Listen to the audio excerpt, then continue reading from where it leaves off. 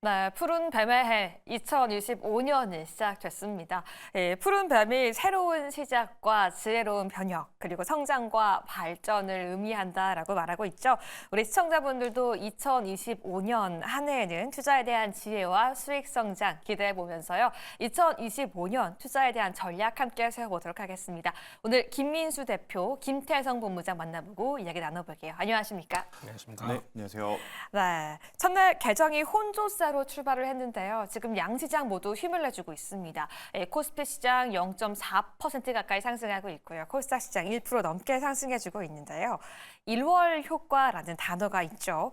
뚜렷한 효과가 없어도 1월 중에 주가가 다른 달에 비해 많이 오르는 주식시장의 특이한 현상을 이루는 말인데요. 김태성 본부장님, 네. 1월 효과 있을 거라고 예측하실까요? 한 1월은 기술적으로도 충분히 반등이 나올 수밖에 없습니다. 아무래도 이제 여러 가지 세금 문제 때문에 12월 달에 대량으로 매도한 어떤 자금들이 일시적으로 다시 들어오는 것도 있고요. 또 1월 달 우리가 굉장히 많은 이야기들 앞으로 할 요소들이 있죠. 첫 번째로는 CES 이야기 해야 될 거고요. CES 끝나면 JP모건 컨퍼런스 이야기 해야 될 거고요. 또 이제 그게 끝날 때쯤 트럼프 2기의 본격적인 또 출범 이야기가 나타나면서 아무래도 이제 시장의 변동성이 굉장히 클 수밖에 없는 1월이기 때문에 저는 기술적 반등 그 이상의 어떤 모습도 좀 나타날 수 있지 않겠는가라고 생각이 드는데 문제는 기술적 반등으로 끝나면 안 된다라는 거죠. 우리나라 증시가 작년 한 해 다른 나라 대비 엄청나게 지금 많은 조정의 폭 그리고 뒤처지는 모습을 좀 보였기 때문에 1월 달에 단기적인 반등만 바라보고 이제 가시는 것보다도요. 1월 달에 이제 바닥을 잡고 이제부터 또 추세가 좀 턴 어라운드 되는 그러니까 뉴스가 막 속속들이 나오고 있고 영업이익들이 굉장히 좋게 나오는 산업들이 있다면 저는 그쪽에 대한 관심도를 한번 높게 잡아봐도 괜찮지 않겠나라는 의견 드려보도록 하겠습니다. 네, 김태성 본부장 기술적 반등 그 이상이 필요하다라고 말씀해 주셨는데 김민수 대표님도 동의하실까요? 1월에 이 저희가 기대하는 상승 나와줄 수 있을까요? 가야죠. 예, 더 이상 못 참습니다. 네. 가야 됩니다. 네, 근데 일단 중요한 게 오늘 아침에도 시장이 잠깐 고민했던 게 뭐냐면은 미국 시장은 일단 본격적으로 조정에 들어옵니다. 그런 관점에서 우리는 먼저 빠졌고 그러다 보니까 약간 눈치 보는 경향들은 좀 있죠. 그리고 역시나 지금 수급은 그렇게 썩 좋지 못합니다. 외국인들 여전히 현 선물 모두 매도로 나오고 있는데 일단 그래도 그나마 버틸 수 있는 거는 비차익 매수로 그래도 싸다라는 쪽에서 시장이 반응할 수 있는 게 뭔지 그렇게 일단 봐야 될 것 같고요. 한 6개월 음봉이면 좀 해도 너무했습니다. 그런 쪽에서 이제 변화가 들어올 걸 기대하는데 근데 시장 전반적으로 변화를 기대하게 되면은 일단 오산일 것 같습니다. 그게 아니라 일단 지금도 오늘도 보니까 수익률 게임이 완전하게 나오기 시작하는 시장 분위기로 본다라고 하게 되면 섹터와 종목적으로 봐야 되겠죠. 네. 그런 쪽에서 지금 같이 동반적으로 지수가 위축됐는데 거기서 모멘텀을 뭐가 가세가 되면서 어떤 섹터가 움직이느냐. 저희는 여기가 포인트로 맞추면서 그를 얼만큼 잘 또 편승하느냐에 따라서 다를 수가 있기 때문에 그냥 이기는 편 우리 편 가져야합니다. 예. 두 분 모두 1월의 상승에 대해서는 공통적으로 말씀해 주셨는데요. 그렇다면요, 김민수 대표님, 이런 1월 효과가 나올 때 보통은 대형주보다는 중소형주 위주로 시장의 상승이 시현되긴 했었거든요. 그렇죠. 이번에도 좀 중소형 위주로 1월에 공략을 해봐야 한다라고 보실까요? 네, 그럴 수밖에 없습니다. 그게 저희가 살아나는 조건이라고 봐야 될 것 같고요. 네. 게다가 지금 뭐 일단은 로봇 쪽이 뭐 그냥 거의 뭐 무차별 강세로 좀 들어오기 시작하는데 그런 것처럼 하나 걸려라 뭐 이런 느낌으로 좀 시장이 반응하는 그런 모습들이라고 봐야 될 것 같고요. 그런 쪽에서 로봇 쪽 못 따라가서 뭐 놓치셨다라고 하더라도 괜찮습니다. 1월 달은 계속 또 관련된 이슈들이 나올 수밖에 없기 때문에 그런 쪽에서 이제 AI가 또 주도가 돼서 나올 수 있는 변화 보게 되면 또 하나 지금 보면 뭐 이제 전력기기 전선 쪽 이쪽이라든가 또 관련돼서 지금 또 전력 관련된 쪽은 얘기가 나올 수밖에 없겠죠. 그래서 여전히 뭐 원자력 발전 관련된 쪽들도 같이 움직이고 유리기판 쪽, 뭐 조선 쪽도 여전히 지금 모멘텀 떨어지는 거 아니고 이런 식으로 약간 확대가 되면서 움직이는 변화들도 같이 체크해 보시면서 강한 섹터에 계속 또 일단 몸을 실어야 되는 그런 현상이 아닌가 싶습니다. 좋습니다. 오늘 로봇 섹터 강한 모습 확인되고 있고요. 그리고 다행히도 새해 첫 단추는 잘 꿰는 것 같습니다. 1월 1일 날 공개된 12월 한국 수출이 6.6%로 컨센이었던 4%, 또 11월에 1.4%보다 높게 나왔습니다.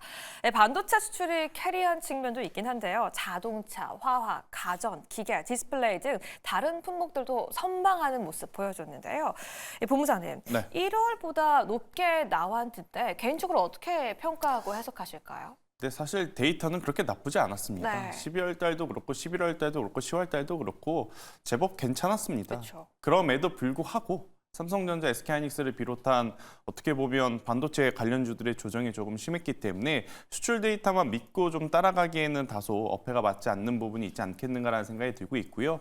대신에 시장의 중심에는 결국 AI와 데이터 센터는 2025년에도 이어질 가능성이 지금 굉장히 높은 상황이죠. 그렇기에 이것들을 좀 받쳐줄 만한 지금 수출 데이터들을 확인을 해서 저는 반도체에 대한 관심도는 당연히 높게 보셔야 되는데 이쪽도 대형주보다는 결국 중소형 소부장주들이 유리할 수밖에 없을 것 같아요. 오늘 원달러 환율이 어느 정도 안정화가 되어 있다라고 하다 삼성전자, SK하이닉스는 약합니다. 그렇기 때문에 저는 소부장 쪽, 그러니까 중소형 쪽에 조금 더 이제 강한 어떤 수급이 붙게 되면 그 종목을 좀 따라가시는 게 더 유리하지 않겠나라는 의견을 한번 드려보도록 하겠습니다.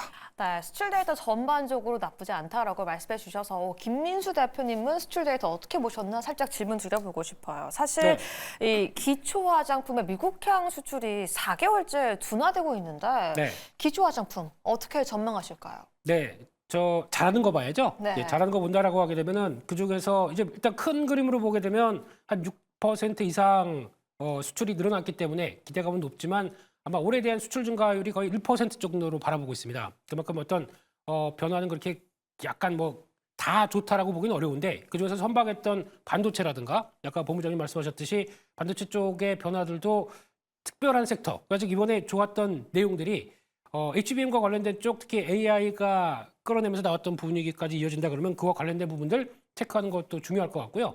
그와 함께 또 조선 쪽이 강했었죠. 이 두 가지 섹터가 가장 수출을 끌어올렸고 나머지 섹터들은 약간 좀 주춤한데 화장품도 말씀하셨듯이 기초 화장품이 한 4개월째 미국 쪽 약간 두드러내는 모습들이 나온다고 하더라도 거기서 성과를 내는 업체들 특히 증설을 통해서 그래도 올해 4분기부터 실적 좋았을 거 추정되면서 내년까지 확대된다. 그러면은 대표적인 제닉 같은 경우도 여기에 포함된다고 봐야 될 것 같고요. 그밖에 실리콘투도 수출 효과와 함께 나오는 변화, 특히 환율 효과가 가세된다라고 하게 되면 더 긍정적으로 볼 수가 있기 때문에 여전히 화장품 쪽은 큐 확대가 이어지는 쪽이다라는 쪽에서 관심 있게 봐야 될 것 같습니다.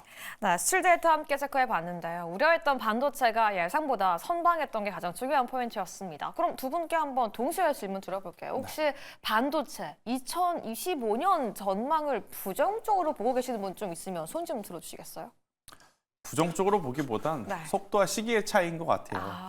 결국에는 이제 우리나라 시장에서 반도체 IT가 올라가려면 외국인들의 수급이 필요하거든요. 네. 그런데 외국인들 지금 우리나라 시장에 들어오라고 하는 것도 미안하죠. 그렇죠. 아무래도 이제 환율에 대한 압박이 있으니까.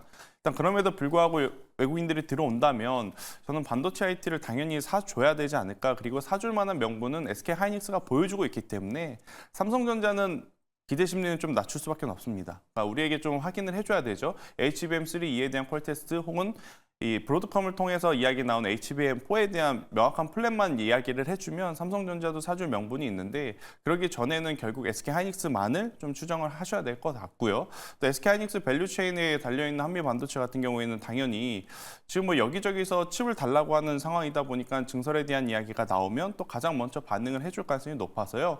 일단 상반기에는 보다 로봇이라든지 조선, 제약바이오 이쪽에 조금 더 집중을 하면서 다소 반도체는 좀 저는 숨고르기 할 가능성이 높다는 생각이 들어요. 그런데 환율이 안정화가 되거나 아니면 뉴 노멀 시대로 인식이 좀 바뀌게 된다면 그때 수급이 들어왔을 때 반도체 IT는 올해 중 혹은 이제 하순에 한번 크게 움직여주지 않을까라는 의견 한번 들어보도록 하겠습니다. 그렇다면 이 이야기를 요약해 본다면 본부장님은 지금 당장은 삼성전자고 SK하이닉스고 적극적으로 뭔가 매수한다거나 추가 대응은 안 하겠다라는 내용으로 들리기도 하거든요. 차트만 봐도 별로 매수하고 싶지 않으실 겁니다. 네. 시청자분들이. 삼성전자 매수하라고 하면 지금은 욕먹습니다. 그렇죠. 네, 그래서 대신에 길게 이제 올해 하반기까지 들고 가실 수 있는 분들에게는 천천히 매수는 가능하지만 지금 시장은 색깔 명확하거든요. 그렇죠. 오늘 같은 날 로봇 매매 안 하면 다른 거 매매할 거 없습니다. 네. 그래서 수급이 붙은 쪽으로 이제 단기적으로 공략하실 분들은 하시되 그래도 길게 보실 수 있는 분들, 하반기까지 가시고 계실 수 있는 분들은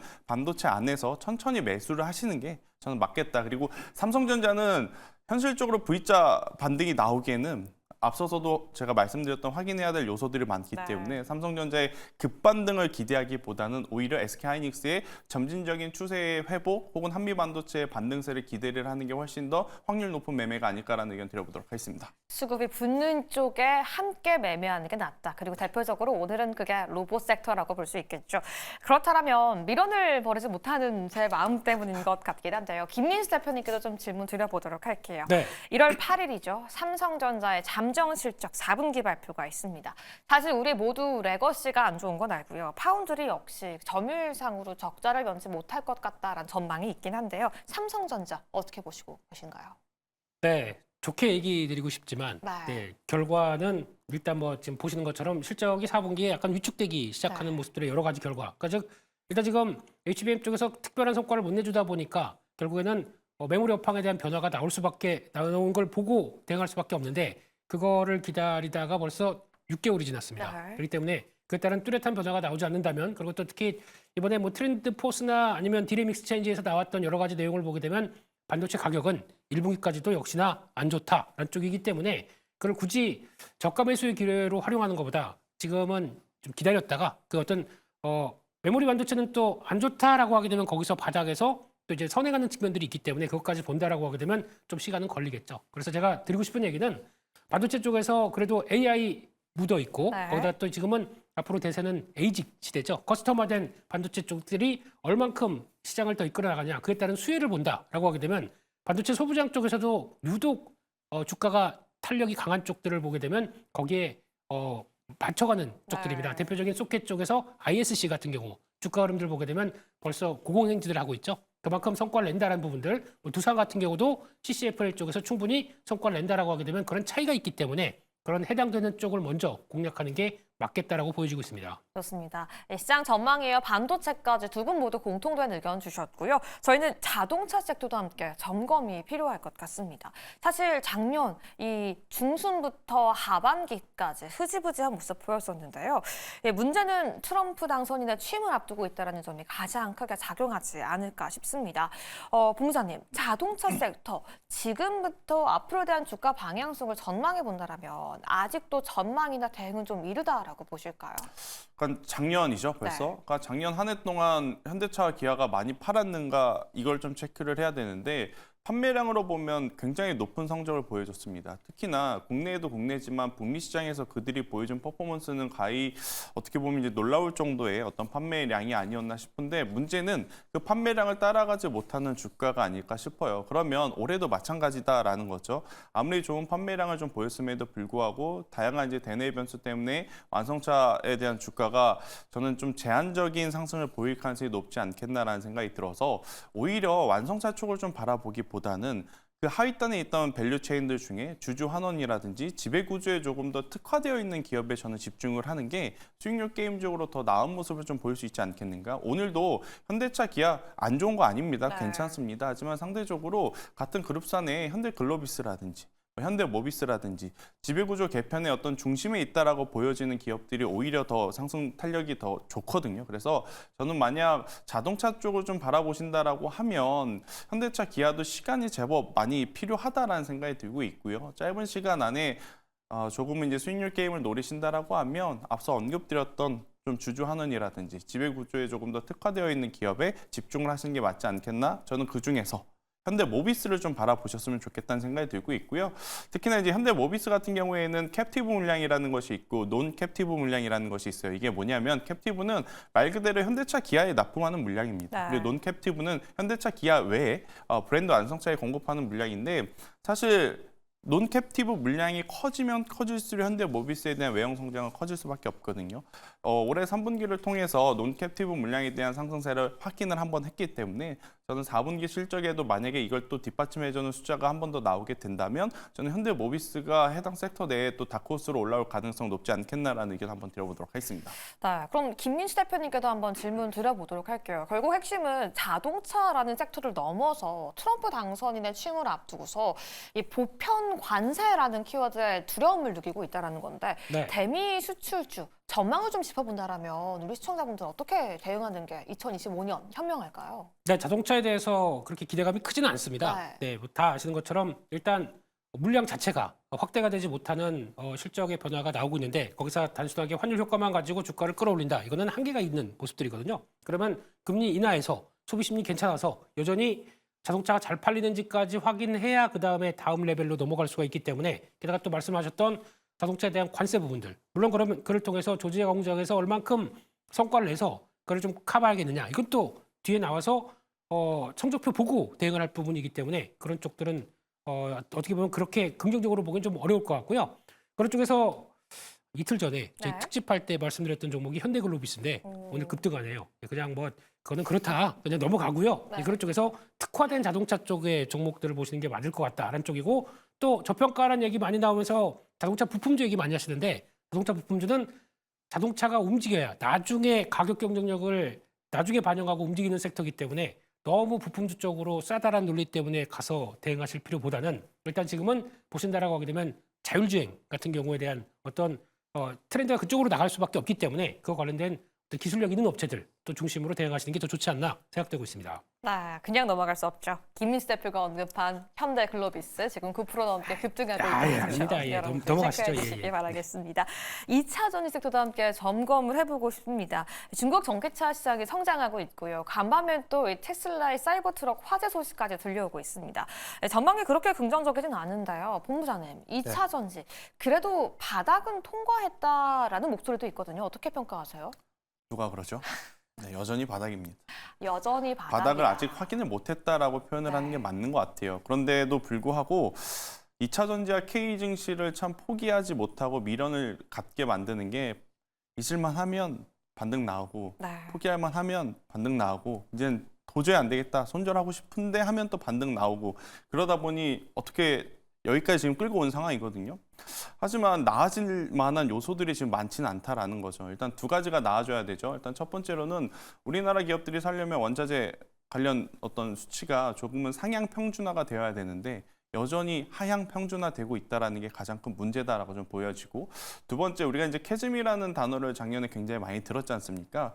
그런데 다른 전기차 브랜드 기업들의 차량 판매량을 보면 캐즘 많이 해소가 됐어요. 네. 그럼에도 불구하고 지금 NCM 계열에 좀 집중되어 있는 우리나라 기업들이 많이 오르지 못한다라고 하는 것은 결국 2차 전지의 산업 패러다임이 아직까지도 LFP에 머물러 있다 보니 우리나라가 직접 좀 개선이 되는 부분들이 좀 늦어진다라고 좀 보여지기 때문에 2차 전지는 여전히 지금 바닥권을 헤매고 있는 상황이라서 조금은 더 보시는 게 좋을 것 같아요. 그러니까 반도체는 지금 바닥일지 아닐지 모르지만 그래도 투자를 해놓으면 하반기에 올라올 확률이 굉장히 높아 보이는데 2차 전지는 지금 여기서 투자를 한다고 해도 하반기에 올라올지 안 올라올지 이게 참 판단하기가 좀 어려운 상황이라서 저는 2차 전지는 지금 미리 사두는 것은 다소 위험할 수 있지 않겠나라는 의견. 그리고 이미 많이들 가지고 계시는데 여기서 더 살 필요는 없다라는 의견 한번 들어보도록 하겠습니다. 아니 김민수 대표님, 네. 본부장님께서 2차 전지 바닥 누가 통과했다고 하나요? 라고 반문을 해주셨는데 대표님도 역시 좀 동의하시는지 아니면 또 다른 의견 갖고 계신지 궁금합니다. 제가 보통 저점 매수라고 그러죠. 네. 저가 매수를 하는데 주가 빠질 때마다 사서 계속 안고 넘어지는 현상이 보일 수 있는 게 이런 쪽일 수밖에 없다고 봐야 될 것 같고요. 일단 개선된 모멘텀이 좀 나와야 되겠죠. 그러면 지금 여러 가지 사면초가 입장 쪽에서 어떻게 적어도 트럼프 대통령이 뭐 행정명령을 통해서 나올 수 있는 변화 그러면 뭐 IRP는 폐지하되 AMPC를 놔둔다 뭐 이런 어떤 좀 정책적인 부분 쪽에서 불확실성을 해소할 수 있을 만한 게 나와야 그다음부터 약간 변화가 나오는 게 첫 부분이겠죠. 그럼에도 불구하고 그 다음에 나왔었을 때 실적과 관련된 부분들 보게 되면 여전히 아직 기대감보다는 당장 보여줄 수 있는 게 별로 없다라는 쪽에서 시각이 나오게 되면 아무래도 단기 어떤 기술적 반등 이후에 또 약간 막히는 모습들이 나오겠죠. 그렇기 때문에 확인돼야 2차 전지가 움직일 수가 있기 때문에 지금은 아마 2차 전지를 바라보는 것보다 2차 전지의 미래, 그러니까 즉 전기차의 미래와 함께 나올 수 있는 쪽들은 차라리 보게 되면 자율주행이 낫다라는 쪽으로 다시 한번 보시면서 거기에 포인트를 맞추고 아마 2차 전지 쪽들은 회복하려면은 여러 가지 좀 센티가 좀 부각이 돼야 될 것 같습니다. 그건 좀 시간이 걸린다 이렇게 보셔야 될 것 같습니다. 2차 전지라는 질문을 드렸는데 자율주행을 보자라는 답변을 해주신 점 체크해 보도록 하겠습니다. 한편 JP모건 헬스케어가 얼마 남지 않았습니다. 국내 제약바이오 섹터도 함께 점검해 봐야 될 것 같은데 제가 이번 JP모건 헬스케어에 특히나 집중하고 싶은 이유는요. 빅테크 기업들, 제약과 관련이 없다라고 생각하는 기업들도 이번 헬스케어 컨퍼런스에 참여한다라는 점입니다. 제약바이오 역시 2024년이 계약의 해였다라면 2025년은 실적 증명의 해라고 하는데요. 본부장님, 네. 오늘 좀 쉬어가요. 기대감도 들어올 만하지 않을까요? 일단은 수급이 그렇게 원활하지는 않은 것 같아요. 사실 미국장이 연말 마지막까지도 조정이 나온 상황에 오늘 우리나라 증시의 출발 상황은 굉장히 강하다라고 표현할 수밖에 없음에도 수급의 어떤 큰 흐름들이 지금 개선이 되고 있지 못하다 보니 굵직굵직한 주도 업종을 한 번에 올려주지는 못하는 것 같습니다. 그래서 이제 제약바이오가 나름 좀 기대는 많이 했지만 좀 쉬어가는 모습을 좀 보이고 있으나 저는 그래도 올 한 해 제약바이오에 대한 관심은 계속 좀 가져볼 만한 게 미국장 마지막에 바이오가 강했습니다. 물론 이제 약값이 올라갈 수 있겠다. 그러니까 우리나라 바이오시밀러라든지 CDMO, CMO가 부각을 받는 부분과 조금은 상반되는 뉴스이긴 하지만 그들의 약값이 올라간다라는 이야기가 자꾸 나오면 트럼프는 약값 인하해야 된다라는 이야기를 할 가능성이 높아요. 그러면 당연히 CDMO, CMO, 바이오시밀러, 제네릭과 같은 기업들이 굉장히 또 부각받을 수 있을 것 같아서 저는 실적을 추정해보면 뭐 삼성바이오로직스 같은 기업들 여전히 좀 보셔야 될 것 같고 대신에 이제 각각의 개별 스토리를 가지고 움직이는 기업들이 많죠. 그러니까 막판에 삼천당 제약도 있었고요. 또 이제 우리가 쉬어갈 때 유한양액도 좋은 뉴스가 나왔고요. 그래서 이런 개별 스토리로 본다라고 하면 저는 오랜만에 한울 바이오파마와 같은 기업들도 한번 거래량이 지난 연말 막판에 또 대량으로 들어왔기 때문에 체크해볼 요소들이 굉장히 많지 않겠는가라는 의견 한번 들어보도록 하겠습니다. 좋습니다. 저희는 이제 수출과 환율 이야기도 함께 짚어봐야 될 것 같습니다. 지금 속보가 나왔죠. 치솟고 있는 환율이 곧 안정될 것이라는 한국은행의 전망이 나오고 있는데요. 일단 수출 데이터를 다시 한번 돌아가 본다면 원화로 표시된 수출이 17.3%로 환율 효과 역시 나타나고 있다는 게 수출에서의 효과 확인되고 있습니다. 김민수 대표님, 네. 지금 상황, 수출 관련 내용에 있어서 환율의 효과 나타나고 있다라고 보십니까? 일단 지금 환율을 바라볼 때 그래도 수출 잘 되는지 네. 이게 제일 중요하겠죠. 근데 수출이 지난 12월 깜짝 변화를 보여주면서 연간 흑자 한 500억 달러가 넘어간다라고 하게 되면 이것도 하나의 긍정적인 요인이긴 한데 환율을 한 1,400원, 한 20원대 이상으로 끌어올렸던 가장 중요한 요인들은 정치적인 불안감이었었죠. 이게 얼만큼 안정되느냐에 따라서 1,400원대 한 초중초반까지 내려올 수 있는 하나의 요인이다라고 하게 되면 그래도 정치적인 리스크는 이번에 헌법재판관 2명이 선임되면서 네. 임명되면서 그래도 좀 많이 나아질 수 있지 않겠느냐라는 쪽을 바라보는데 근데 그건 저희 생각이고요. 여기 환율 쪽에서 여러 가지 변화가 어떤 식으로 자리 잡는지를 좀 확인해야 될 것 같은데 한 1,400원대 초반까지는 가능해 보입니다만 그래도 한국의 체력들이 그나마 계속 또 좋은 쪽으로 성장률이 계속 확인되면서 좋아지느냐라는 쪽들은 다른 얘기이기 때문에 뭐 이런 것까지 본다라고 하게 되면 한 풀은 꺾이지만 여전히 높은 레벨은 유지할 가능성이 높기 때문에 이런 것도 한번 고민을 해 보셔야 될 것 같습니다. 네, 물론 이런 속보가 들어오더라도 국내 증시는 순탄치 않은 비포장 도로에 있어서 앞으로의 변동성은 계속 이어질 것이다라는 평가가 조금 더 많은 것 같은데요. 달러와 환율의 방향성도 함께 점검해 봐야 될 것 같습니다. 이제는 뭐 1,600원에 대한 전망까지 나오고 있는데요. 본부장님, 저희가 어떻게 예측하고 주가에 있어서 대응해 보는 게 현명하죠? 참 예측하기가 어려운 게 그러니까 네. 역의 환율 시장이라는 게 있기 때문에 우리나라 이제 정부에서 개입을 한다 하더라도 굉장히 빠르게 진압하기에는 다소 지금은 어려워 보이는 것도 사실인 것 같아요. 사실 이제 우리나라 외환 보유액이 작년 기준으로 2분기 한번 급감한 적이 있습니다. 그때 무슨 일이 있었냐면 레고랜드 PF 사태 때문에 이제 정부에서 개입을 하면서 환율을 좀 잡아주는 모습이 있었는데 그때는 내부적인 이슈였기 때문에 내부에서 잡는 게 가능했어요. 근데 하지만 지난 4분기에 있었던 일은 내부에서 있었던 일이나 외부에서 봤을 때 굉장히 좀 임팩트가 좀 센 충격적인 이야기였기 때문에 앞서 이제 김민수 대표님이 이야기한 대로 잡힌다 하더라도 1,400원 초반대가 지금 최선이 아닐까라는 생각이 들고 있고요.